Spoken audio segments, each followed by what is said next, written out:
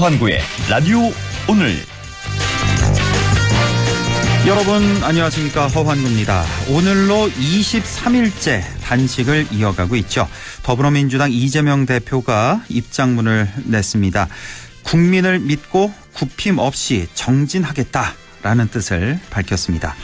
이 대표는 오늘 언론에 배포한 입장문을 통해 검사 독재 정권의 폭주와 퇴행을 막고 민생과 민주주의를 지켜야 한다며, 민주당이 무너지면 검찰 독재 폭압은 더 거세지고 그 피해는 국민에게 돌아갈 거라며, 윤석열 정권의 폭정에 맞서 싸울 정치 집단은 민주당이라고 강조했습니다.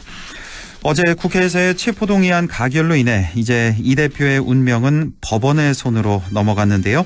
이재명 대표의 구속 여부는 이르면 다음 주 화요일, 늦어도 수요일 새벽쯤에는 결정됩니다. 과연 법원은 어떤 판단을 내리게 될까요? 9월 22일 금요일 라디오 오늘, 광고 듣고 시작합니다.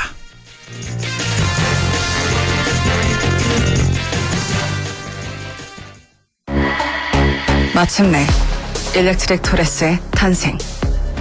SUV와 EV, 그 경계를 넘나드는 새로움.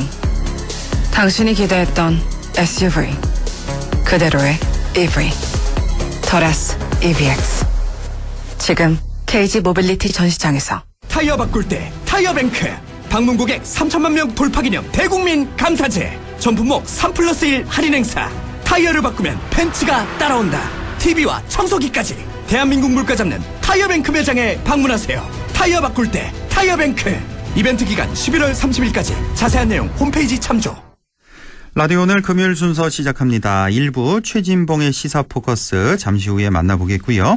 2부에서는 천용길의 정치 TMI, 뉴스민 천용길 편집장과 함께하겠습니다. 이어서 안동의 미씨 라디오 드라마 만인의 꿈이 이어지겠습니다. 라디오 오늘 유튜브로도 다시 들으실 수 있습니다. 많은 애청 바랍니다.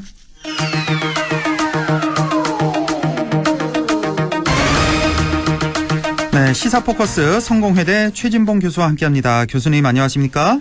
네, 안녕하십니까? 예, 어제 이어서 오늘도 역시 이재명 대표 얘기를 안 할 수가 없습니다. 체포동의안 가 149, 부 138 가결이 됐는데 사실은 부결될 거라는 예상이 더 많았던 것 같아요.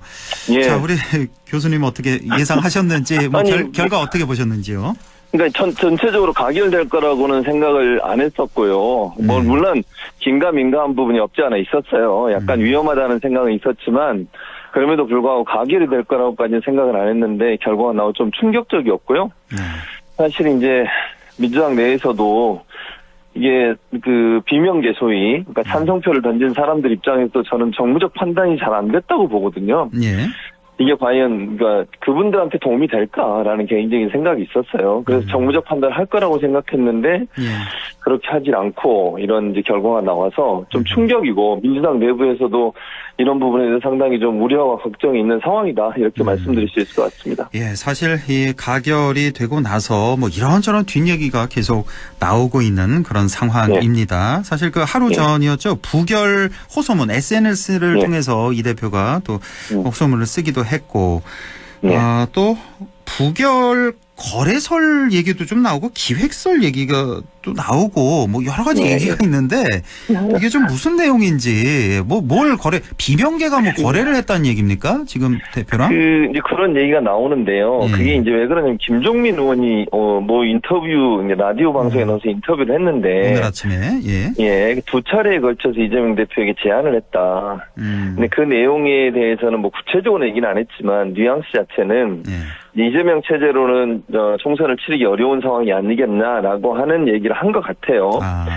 그래서 이제 그 부분에 대해서 이재명 대표가 좀 거절을 한 것 같고, 그런 부분이 갈등이 아니겠나. 그러니까 아마 그렇게 얘기한 것 같아요. 본인들이 부결을 시켜주는 조건으로 이재명 체제보다는 비상대책위원회 체제, 비대위 체제, 그렇게 해서 좀 대표가 물러나기를 바랐던 게 아니겠는가라고 추측을 하는 거죠. 그래서 이제 이재명 대표는 명확하게 그 부분을 거부를 한 것 같아요. 그러니까 이제 결국은 소위 딜이라고 하죠. 정치적인 어떤 딜이 이루어지지 않아서 찬성표를 던졌다. 이런 의도로 보여집니다. 그러니까 김영 말씀하시죠. 근데 저는 그런 부분들이 좀 이해는 안 돼요. 그러니까 예를 들면 그렇게 하는 이 비명계 분들의 행동이 민주당 지지자들이나 국민들이 볼 때는 좋게 보이지 않을 수 있거든요. 근데 그런 부분들을 좀 고려하지 않은 게 좀 안타깝다는 생각이 듭니다. 역시 총선이 문제였군요. 그래서 그렇죠. 총선 누가 지휘를 할 것이냐. 그러니까 비명계 측에서는 이 대표가 좀 내려오고 비대위 그렇죠. 체제로 치르자. 그게 총선에 도움이 된다. 그렇게 그렇죠. 얘기를 했는데 이걸 이제 이 대표가 거절하자 이제 부결적으로 이렇게 돌아섰다. 뭐 이렇게 예상이 된다는 거죠, 그러니까. 그렇죠. 오늘 뭐 직접적으로 이렇게 얘기는 안 했는데 뉘앙스가 그렇게 보여지고 그 뒤에도 또 몇몇 분이 또 공천이 문제잖아요. 사실은 그렇죠. 국회의원들 입장에서는. 네, 본인들이 공천에서 불이익을 당할 거에 대한 우려 이런 부분들에 대해서 이 대표를 좀 압박한 것 같고 그러나 이 대표는 그걸로는 할 수가 없다.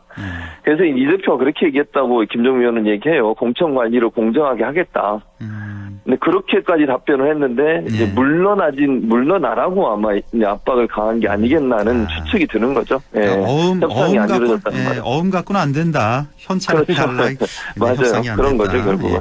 자, 이번에 이제 체포동의안 가결에 국민의힘 쪽 반응 이걸 좀 분석해 보고 싶은 게 왜냐하면은 이게 가결됐다고 해서 국민의힘에 좋은 게 아니라는 그런 목소리도 그렇죠. 꽤 많아요. 맞아요.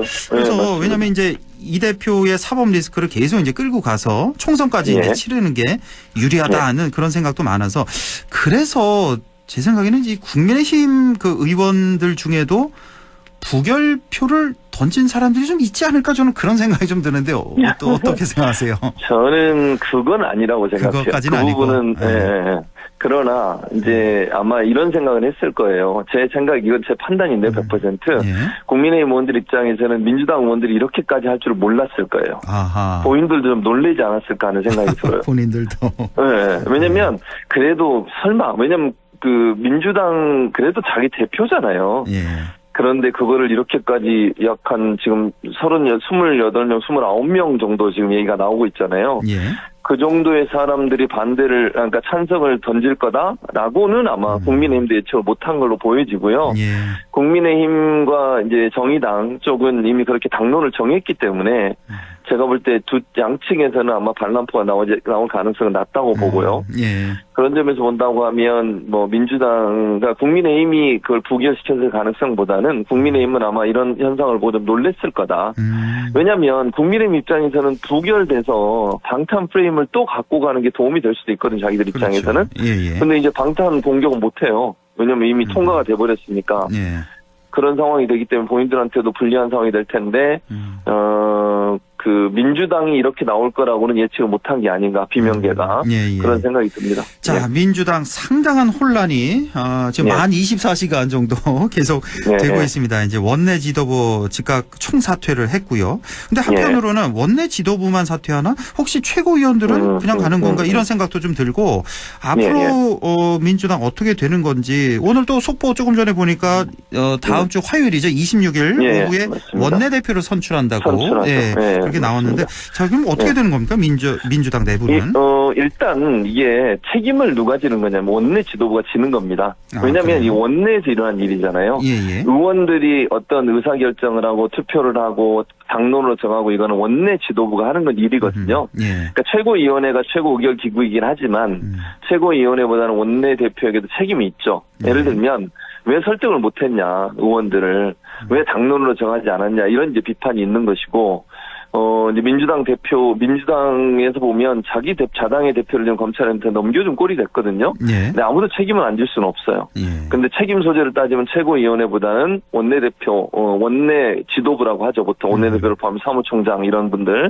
이분들의 책임이 크죠. 그러니까, 그건 이제, 그리고 최고위원회까지 다 사퇴해버리면 누가 이걸 수습을 못해요. 지금 상황에서는. 그래서 원내대표나 원내 지도부를 바꾸는 쪽으로 방향을 잡은 것 같고요. 이제 화요일날 원내대표 선출을 하는데, 이제 누가 되느냐가 중요하죠. 지금 총선을 얼마 남겨두지 않은 상태에서 친이계가 될 거냐, 아니면 지금 비명계가 될 거냐. 지금 박광원 원내대표 비명계로 분류되는 분이거든요. 근데 이제 분위기상 지금 이렇게 분노가 좀 있잖아요. 지금 여러 가지 민주당 내에 어떤 반란표에 대한 분노가 있고 지지자들도 상당히 화가 난 상태고 친이계가 될 가능성이 좀 높은 상황이라고 보여지고요. 단독 후보를 추대하는 형태로 갈 가능성도 있다. 경쟁 없이. 그래요. 시간이 얼마 안 남았어요. 화요일 나라잖아요, 지금. 그러죠. 선거 운동할 수 있는 시간도 별로 없고 이래서 그럴 가능성도 전혀 배제할 수 없는 상황이다. 이렇게 볼 수 있을 것 같습니다. 그러면 친이계가 나온다. 혹시 거론되는 분이 있습니까? 지금? 현재 뭐 이거는 그냥 거론되는 거고요. 이게 명확하진 않지만 지금 이제 물망에 오르는 분들은 서용교 의원이 물망에 오르고 있고 최고위원이잖아요. 근데 네, 최고위원이죠. 네, 그 최고위원을 이제 그만두고 원내대표를 하시는 거죠. 그다음에 홍익표 의원인데 홍익표 의원은 지금 서초로 지역구를 옮겼어요. 네. 그래서 그분이 이제 사실은 험지로 간 거잖아요. 그래서 이제 그분도 친이계로 분류가 되는데 홍익표 의원이 지금 거론되고 있고 또 당원들은 김두관 의원을 지금 약간 밀고 싶어 하는 것 같아요. 지지자들은. 김두관 의원이면 친이계. 그렇죠. 친이계죠. 역시. 네, 맞습니다. 그래서 그 세 분이 지금 거론이 되는데 물론 이제 주말을 거치면서 또 누가 출마 의사가 있을 수도 있으니까 그건 좀 조심스럽긴 한데 현재 거론되는 분들은 그런 분들이 좀 거론이 되고 있습니다. 세 명 다 친이계고 그러면 이제 뭐 친명계 그러니까 비명계 중에서도 한 명쯤 나올 만도 하네요. 그러니까. 이제 그런데 대안에서. 이게 이제 어느 정도 당선 가능성이 있어야 되거든요. 근데 이제 지금 나왔을 때 이 분위기에서 과연 모르겠어요. 왜냐면 이번에 찬성표를 던지신 분들은 한 29명, 30명 크게 본다면 그러면 130여 명은 반대표를 던졌거든요. 그렇죠. 그분들이 과연 그럼 원내대표 선거는 의원들이 하는 거잖아요. 그렇죠. 민주당 의원들이. 비명계를 과연 뽑을까. 이제 이러다 보니까 비명계 입장에서는 약간 불리한 상황이에요, 지금. 그러니까 누군가를 내세워도 당선 가능성, 그러니까 원내대표가 될 가능성이 낮다 보니까, 조금 이제, 뭐랄까요, 마음만 지금 끓이고 있는 상황이죠. 낼 수도 없고 안 낼 수도 없고 이런 상황이고, 이제 대표 이게 부결이 되는 바람에 그 책임 때문에 원내대표가 물러나고 새로운 원내대표를 뽑는데 또 비명계를 뽑는다?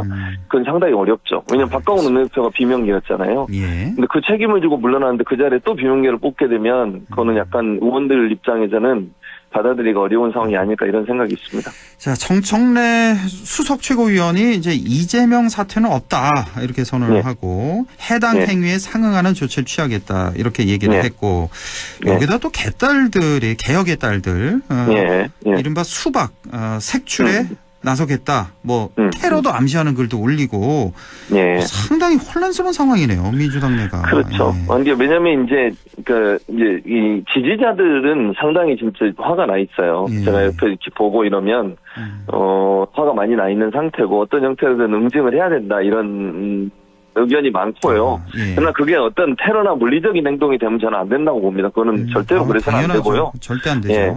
그래서 이제 공천 문제라든지 정치적 책임을 지도록 만드는 것은 필요하다고 보고, 정청래 최고위원은 이제 그런 얘기를 한 게 이재명 대표를 흔들려고 하는 어떤 세력의 움직임. 지금 현재 사실 비명계들이 이번 이 표결 끝나고 나서 지금 김종민 의원인가요? 인터뷰에서 그런 얘기가 비상대책위원 체제로 가야 된다고까지 얘기가 나왔어요. 지금 비대위 체제로. 그런 어떤 비명계 움직임을 좀 막고 싶은 것 같아요. 이게 이제 정청래 의원이 그렇게 말을 한 계기가 된 게 아닌가. 그러니까 최고위원회는 친이계로 구성이 돼 있거든요. 지금. 이재명 대표 체제는 그냥 변함없이 간다. 그거는 절대 흔들림이 없다라고 못을 박아서 비대위 체제 얘기가 나오는 비명계 요구를 일축하는 그런 어떤 효과를 노린 게 아닌가 이런 생각이 듭니다. 자, 이제 체포동의안 국회 통과했고 이제는 법원의 시간입니다. 바로 다음 그렇습니다. 주 화요일 26일에 법원에서 이제 영장 실질 심사를 받게 되는데 그런데 지금 변수가 지금 단식 상황 오늘도 맞습니다. 계속하고 있는 거죠. 이 시간에도 단식 그렇습니다. 상황 건강이 뻔히 안 좋고 일단은 그 실질 심사에 나갈 수 있을지 이 대표가 아니면 연기 신청을 할지 연기해야 되는 거 아닌가 싶기도 하고요. 저도 그렇게 보여요. 연기 신청을 할 가능성이 있다고 보고요. 지금 그 당무위원회, 그러니까 민주당 당무위원회에서도 단식을 중단해달라고 요청을 한 상태고 의결을 했어요. 회의를 해서. 그래서 이제 여러 군데서 단식 중단 요구가 있습니다. 왜냐하면 지금 이 상황에서는 리더십이 다시 회복이 돼야 되니까 계속 단식을 하는 것이 적절하냐 하는 문제에 대해서 이제 여러 가지 얘기가 나오고 있어서 그 부분이 고려가 될 것 같고요. 다만 이제 당장 화요일 날 출석은 좀 어렵지 않겠나 하는 생각이 들어요. 그러니까 왜냐면 아무래도 예. 중단을 하더라도 몸이 회복이 돼야 되잖아요. 지금 회복하는데 꽤 오래 걸린다면서요. 꽤 사실. 오래 걸려요. 예, 맞습니다. 그래서 이제 변호인 측에서 아마 연기 요청을 할 가능성이 저는 있다고 2번 정도 연기 요청을 할 수 있거든요. 아, 그 법적으로 2번을 할 수가 있는 거군요. 법적으로는 아닌데 관례적으로 관례적으로 보통 2번 정도 너무 오래 왜냐면 그리고 이제 특별한 상황이잖아요. 지금 상황이. 그렇죠. 그러니까 이거는 받아들여지는 가능성이 있고 또 법원이 그걸 강제로 했다가 또 여러 가지 후폭풍을 맞을 수도 있거든요. 여론이. 예. 그런 상황이기 때문에 저는 어느 정도 받아들여질 가능성이 있고 그래서 아마 한두 번 정도 연기가 되지 않을까 저는 개인적으로 생각을 하고요. 예. 이재명 대표의 단식 중단도 고민에 들어갔다고 저는 생각해요. 왜냐면 빨리 이제 지금 상황에서는 계속 단식을 하는 것보다는 민주당 내 리더십을 회복을 해서 수습을 하고 다시 이재명 체제로 공고하게 세워야 되는 상황이기 때문에 어차피 이제 영장 실질심사는 받아야 되는 거잖아요. 지금 상황은 그건 뭐 그렇게 이제 결정이 난 거니까 거기에 대비하는 체제로 바뀌지 않을까 그렇게 예상이 됩니다. 자, 이제 법원의 판단 구속이냐 아니냐, 발부냐 기각이냐. 자, 과연 어떤 판단을 내리게 될지. 그 영장 판사도 지금 정해졌죠. 그 영장 판사가 어떤 성향인지 이것도 좀 중요할 것 같고요. 근데 이제 그분의 성향을 어떻게 우리가 알아내야 될까 이건 좀 의문이고요. 다만 이제 이건 참고라고 저는 말씀드리겠는데 참고로 그분이 이제 기각과 그다음에 발부 두 가지를 했던 걸 예를 들어드리면 일단 그 동봉투 사건 있었잖아요. 그 의원이 2명 있었잖아요. 영장 실질심사 이성만, 윤관석. 근데 윤관석 의원은 발부를 했고요. 이성만 의원은 기각을 시켰어요. 맞습니다. 그렇게 지금 갈라지고 있고요. 그다음에 강내구 그분은 또 발부를 했고요, 영장을. 그리고 또 하나 상징적인 게 박영수 특검권을 기각을 했어요. 처음에 박영수 특검 50억 클럽에 맞습니다. 두 번째 들어갔죠, 박영수 특검이. 맞습니다. 두 번째는 다시 들어갔는데 처음에는 기각을 했고 또 하나 더 탐사의 강진구 기자 있지 않습니까? 한동훈 장관 뭐 쫓아다니고 그런 거 그것도 기각이 됐어요. 그것도 기각시켜. 그것도 그 판사였어요. 그 판사. 그래서 이분의 성향을 좀 그걸로 판단하기 약간 좀 한계가 있지 않나는 개인적인 생각이고요. 글쎄 지금 이렇게 말씀 들어보니까 그렇게 구속을 뭐 잘 시키는 판사 같지는 않은데요. 그건 아니에요. 그래서 근데 이제 다만 이게 아무리 이제 개별 판사가 자유롭게 자기의 양심의 자유 법률에 의해서 하는 거지만. 이제 윤석열 정부의 눈치를 안 볼 거냐에 이제 약간 사람들이 이제 의심을 하고 있는 거죠. 그건 뭐 물론 제가 그분이 눈치를 본다 이렇게 말씀드리는 건 아니고요. 그런 게 이제 심리적 압박이 되지 않겠어요. 어쨌든 이게 아주 중요한 사안이죠. 여기서만 기각이 되면 검찰은 상당히 큰 타격을 받는 거거든요. 검찰 입장에서는.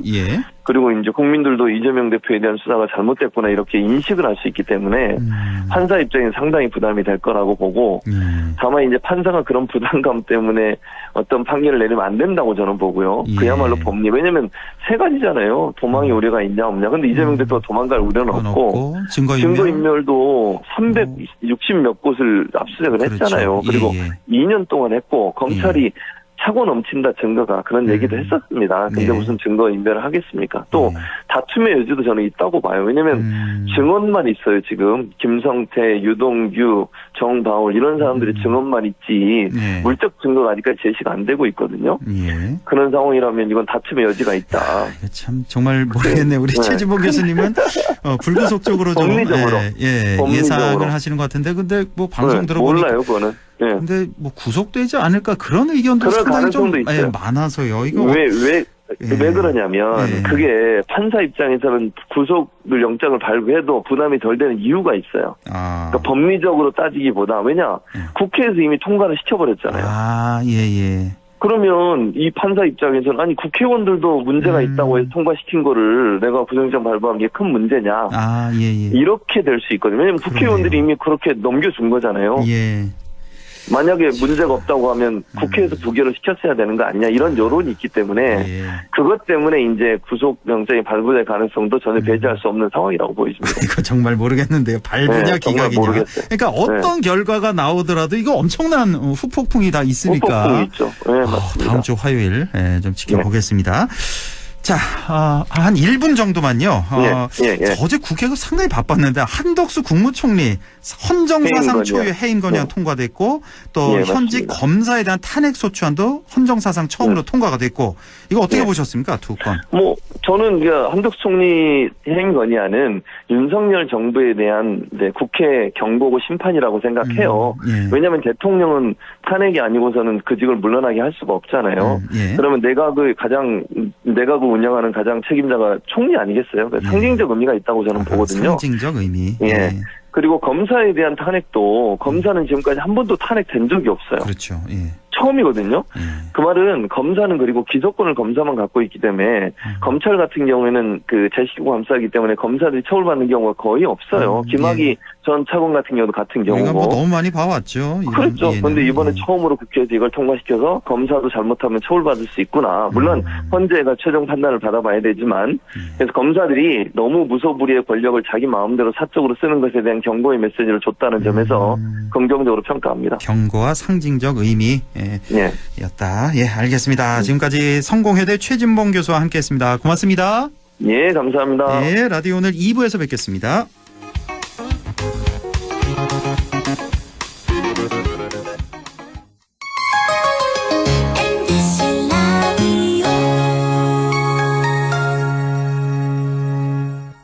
나에게 딱 맞는 대학, 나에게 꼭 맞춘 대학. 나만의 경쟁력을 원한다면 안동과학대학교로 오라. 시대의 딱 취업 중심 실전학과, 학생의 꼭 현장 중심 실무교육, 취업의 맞춤, 내 꿈의 맞춤, 나의 드림핏 안동과학대학교. 오늘도 안전하게 음주운전 예방수칙 알려드립니다. 첫 번째, 술자리가 예정된 경우 미리 귀가 방법을 정하고 차는 가져가지 않는 것이 안전합니다.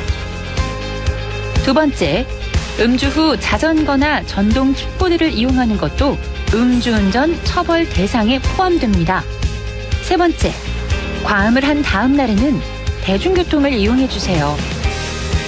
숙취 음주운전 역시 처벌 대상입니다. 네 번째, 음주운전을 방조하는 경우에도 3년 이하의 징역형 또는 1,000만 원 이하의 벌금형에 처해질 수 있습니다.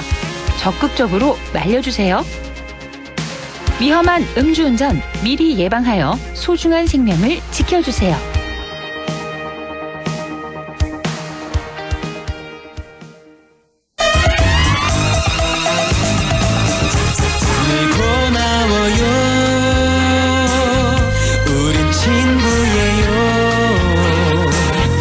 함께 노력하는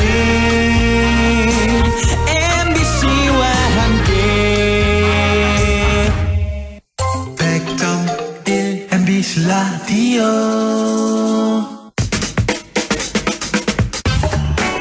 네, 6시 27분 52초 지나고 있네요. 천용길의 정치 TMI 시작합니다. 뉴스민 천용길 편집장 연결합니다. 안녕하십니까?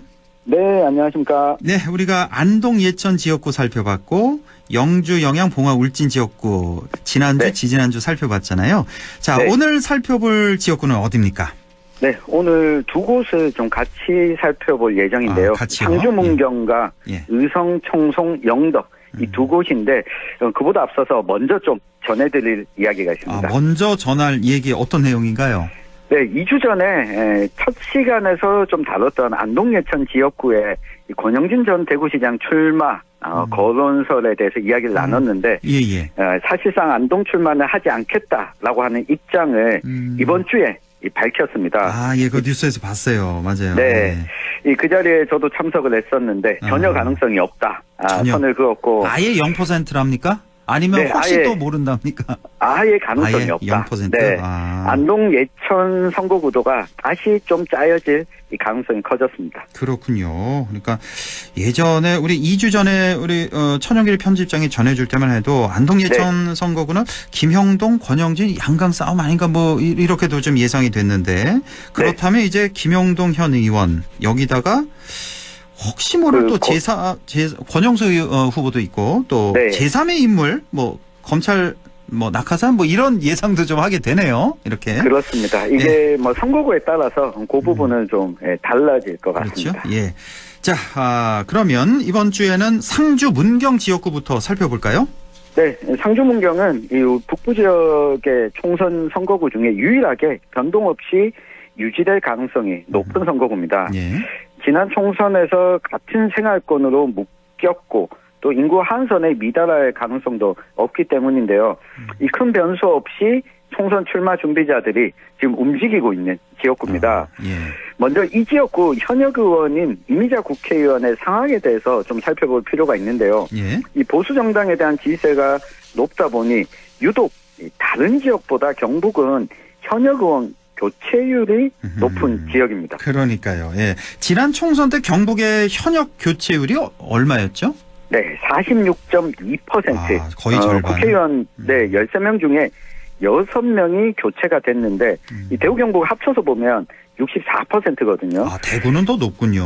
네, 대구는 더 높게 나타났고 이게 그 보수 정당 계열에서는 실제 뭐 몇 명을 교체했느냐보다 전국 선거를 하는 데 있어서 우리 교체율이 이만큼 높였다라고 하는 메시지를 주는데 이 경북 지역이 좀 포함될 가능성이 높습니다. 이 경북의 이런 상황 때문에 최다선 국회의원이 누군지 아십니까? 현재 경북의 최다선? 네.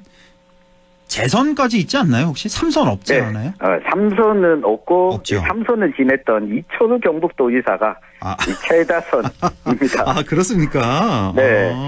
이게 그러다 보니까 재선 의원을 전부 물갈이한다면 지역에 또 반발도 예상되고 지역을 좀 무시하느냐 이런 역풍을 받을 수도 있습니다. 이렇게 보면 경북에 현재 재선 의원이 6명 있거든요. 이 경주의 김석기, 포항 북구의 김정재, 영천 청도의 이만희, 의성 청송 영덕의 김희구, 그리고 김천의 송원석, 상주 문경의 이미자 의원이 있습니다. 근데 영천 청도 이만희 의원의 경우에는 지방선거에서 무소속에게 영천시장 자리를 2번 연속 내줬다라고 하는 약점이 있고, 김희국 의원은 이따 좀 살펴보겠지만 유승민계다라고 하는 이미지야 대구에서 건너온 거 아니냐 이런 것 때문에 상황이 여러모로 또 좋지 않습니다. 이런 상황이다 보니까 지역에서 이 삼선 국회의원을 경북에서도 좀 배출해야 되는 것 아니냐라는 여론 속에서 이미자 의원이 좀 호조권을 갖추고 있는 것으로 볼 수 있습니다. 현재까지 분석이 그렇군요. 이미자 의원은 상대적으로 좀 배가 좀 따뜻하겠는데요. 아직까지는 하긴 또 모르는 거지만요. 그렇습니다. 자, 상주 문경은 이제 선거구가 확실하게 이제 정해진 만큼 당내 그 경쟁자들 후보자들 움직임도 지금 치열하겠네요. 네, 다른 지역보다 앞서서 움직이는 예비 후보를 준비하는 분들이 상당히 좀 많은 편입니다. 이 18대, 19대 국회의원을 지냈던 이한성 전 의원, 그리고 문경시장에 3선했던 이 고윤환 전 시장도 지금 움직임을 보이고 있고요. 이 신동욱 TV조선 아나운서도 지금 이 출마설이 지역에서 계속 거론되고 있습니다. 신동욱 아나운서가 작년에 그 지방선거에도 좀 거론되지 않았었나요? 네, 이 상주가 고향이다 보니 상주 문경 가운데 인구로 보면 상주가 조금 더 많지 않습니까? 네, 그래서 계속해서 좀 거론되고 있고요. 지난 지방선거 문경시장 선거에 나섰던 이 강수돈 노무라 종합연구소 이 고문 역시 거론되고 있고 이 총선 지난 총선에서 나왔다가 경선에서 탈락한 이 태용호 의원의 보좌관인 신대경 보좌관도 지금 거론되고 있습니다. 그래요? 꽤 많네요. 이렇게 보니까. 그렇습니다. 이게 상주 문경이 지역이 바뀔 가능성이 없다 보니 이 경쟁이 좀 치열한 지역구입니다. 고윤환, 또 이한성, 또 현재 이미자 의원, 여기다 신동호 아나운서까지 등등 상당히 많습니다. 자, 그러면 여당은 이렇고 야당 쪽에서는 후보군이 어떻습니까? 네, 이 상주 문경 같은 경우에는 더불어민주당에서는 어떻게든 총선과 지방선거에서 후보를 내왔던 지역입니다. 앞서 예비후보 단계에서 지금 현재 뛰어든 사람은 없지만 지난 21대 총선에서 출마했던 정용훈 전 후보, 그리고 상주시장 선거에 나섰던 이 조원희 전 시장 후보, 그리고 경북도의원을 지냈던 김영선 지역위원장까지 누구든 출마는 할 것으로 보이는데 다만 이게 누가 출마할 것이냐 라고 하는 부분은 선거제도 변화가 좀 영향을 미칠 것으로 보입니다. 지금 말씀하신 후보들 다 이제 민주당 소속인 거죠? 그렇습니다. 한 3명 정도 이렇게 거론이 되고 있다. 셋 중에 한 명은 반드시 나올 거다. 이런 예상이시고. 자, 상주 문경 봤고요. 이제 마지막 지역구 군위가 떨어져 나간 의성, 청송, 영덕 지역구 여기 상황이 어떻습니까? 이게 압도적으로 인구가 많은 지역이 없다 보니까 가장 안개 속에 있는 선거구입니다. 게다가 지역 4개가 붙어야 되는데 어느 한 곳도 이 과반을 넘는 인구수를 가진 곳이 없거든요. 앞에서도 잠깐 살펴봤지만 현역인 김희국 의원의 출마 공천 여부가 이 조용한 데다가 어느 선거구가 여기에 붙느냐에 따라서 후보 구도가 달라질 수 있습니다. 그러면 소지역주의가 또 작용할 가능성도 있는데요. 일단 지역별로 지금 후보군이 나뉘어져 있습니다. 이 청송에서는 우병윤 전 경북도 경제부지사가, 영덕에서는 국민의힘 쪽에서는 신용길 변호사, 그리고 민주당 쪽에서는 이 강부성 지역위원장이 거론되고 있고, 이 김주수 의성군수의 출마 가능성도 이 통합신공항 문제와 함께 좀 수면 위로 오를 것으로 보입니다. 이 지역은 또 임미애 더불어민주당 경북도당 위원장이 군의원 도의원을 지낸 곳이라 출마 가능성이 있는 곳이고요. 이 선거구 외에도 변수가 여러 가지 있는데 김주수 의성군수가 이번에 3선은 무소속으로 당선이 됐거든요. 이번에 3선째만? 그렇죠. 이게 뇌물수수 혐의 최종 무죄 판결을 받으면 출마의 길도 열릴 것으로 보이는데 아직 이 3심 재판이 언제 나올지 좀 알 수 없다는 점. 지금 2심까지 나왔군요. 2심까지만 나왔습니다. 2심까지 제가 기억이 잘 안 나는데. 무죄가 나왔습니다. 2심까지 무죄 나왔고요. 지금 상고를 한 상태고요. 그렇습니다. 그리고 지금 임미애 경북도당 위원장이 과연 민주당이 13개 경북 지역구에 모두 후보를 낼 수 있느냐와 또 연동돼 있고요. 이 정부 여당 입장에서 강력하게 좀 가질 수 있는 카드 하나가 있는데 지금 지방시대 위원장을 맡고 있는 우동기 위원장이 또 의성 출신이라서 지금 지역사에서 거론이 되고 있습니다. 우동기 지방시대 위원장 여기도 나올 수도 있다. 여권에서 이렇게 보는 거군요. 그렇군요. 오늘 이렇게 상주, 문경, 그리고 의성, 청송, 영덕 이렇게 살펴봤는데 사실 솔직히 얘기해서 누가 나오든 무소속이면 어떻게 될지 모르겠습니다만 절대적으로 국민의힘 우세 지역이고 그렇죠. 국민의힘에서 거의 된다고 이렇게 판단이 되는 거죠, 지금 예상이? 근데 두 가지 변수는 있습니다. 지금 선거제도가 권역별 비례대표제가 도입된다고 했을 때 이 지역구 출마자가 비례대표 권역별 후보로 출마할 수 있는 이중 등록제가 도입이 되면 지역구에서는 낙선하더라도 권역별 비례대표에서 당선자를 배출할 수 있는 가능성도 있고요. 그게 또 있군요. 그리고 무소속 출마자가 강력할 경우에 3파전이 또 치러지게 되면 또 하나의 변수가 있어서 만약 현역 의원이 경선 과정에서 배제가 되고 공천에서 배제가 됐을 때 이 현역 의원의 출마 여부도 변수가 될 수 있는 상황입니다. 그런 모습 너무나 많이 봐왔기 때문에 우리 지역에서는. 자, 이제 마지막 질문인데 3주 동안 이렇게 지역구 총선 전망 살펴봤는데 우리 지역구 다 봤는데 선거구 획정이 아직 안 되다 보니까 아까 울진이 가서 붙냐 예천이 붙냐 이거 아니겠습니까? 지금 많이 헷갈리는데 좀 언제쯤 이게 가닥이 잡힐까요? 이게 제일 답답한 부분인데요. 선거구 획정은 지금 선거법 개정안이 통과가 돼야 선거구 획정도 할 수 있다라고 하는 지금 국회 논의 과정이라서 우리가 4곳을 살펴봤지만 3곳이 선거구가 변할 수 있는 지역입니다. 그러니까요. 상주 문경 외에는 이 지역에 나오는 후보가 준비하는 후보가 내가 투표장에 가서 찍을 수 있는 후보가 될지 안 될지 알 수 없거든요. 지난 총선을 대비해 보면 한 달을 조금 남기고 결정될 가능성도 있어서 조금은 맞다. 상황입니다. 지난 총선 때 그 정확히 날짜는 기억 안 납니다만 정말 임박해서 정해졌잖아요. 한두 달. 50일 정도 그렇죠. 그 남기고 정도였어요. 정해졌습니다. 맞아요. 네. 그럼 말이 됩니까 그게? 네. 그래서 지난 총선 때 보니까 올해도 그럴 가능성 배제 못한다. 네. 그러면 안 되죠. 절대 안 되는 그렇습니다. 거죠. 이 지역 주민들께서 선거구 핵정위원회에다가 의견 제출을 적극적으로 하는 것도 한 방법입니다. 그러니까 그렇게 되면은 현역 의원들 절대 유리한 거고. 무명 정치인들은 어떻게 선거 운동을 제대로 할 수가 없으니까. 그렇죠. 예비 후보 등록했다가 본선거 때 바꿔야 되는 상황이 또 연출될 수가 있습니다. 그러니까요. 예. 네. 어떻게 보십니까? 예천, 울진. 네. 어디가 떨어져서 여기 의성 청송에 붙을 것 같습니까? 개인적으로 예상하기에 그냥. 저는 개인적으로 예상하기에는 울진이 붙을 가능성이 더 높아 보입니다. 개인적으로는 그렇게 생각한다. 예. 또 그게 바람직하다 이런 생각이시죠, 그러니까. 그게 좀 낫지 않나? 바람직하다기보다는 우리가 살펴봤었지만 정치적인 이해득실 관계에 따라서 울진의 가능성이 더 커 보입니다. 알겠습니다. 예. 자, 지금까지 천용길의 정치 TMI 뉴스민 천용길 편집장과 함께했습니다. 고맙습니다. 네, 추석 잘 보내십시오. 네.